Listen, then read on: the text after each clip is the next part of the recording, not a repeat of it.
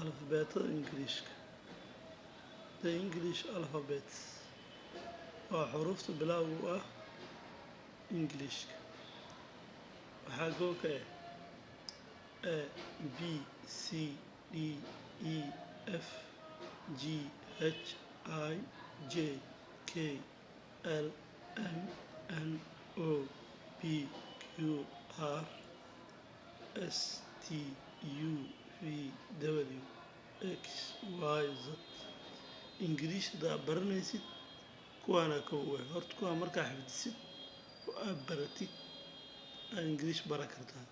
kuwa haddaadan xifdinin Ingiriish ma baran kartid. Maxaa yeelay asaas u yihiin macnaha. Guri asaas la'aan ma dhisma waa maya. kuwa waxay u yihiin Ingiriishka asaas. waxaan loo yaqaanaa alifbeetada Ingiriishka. waxay iskugu jiraan xarfo iyo shaqal. marka sidaasaa loo fahmaa.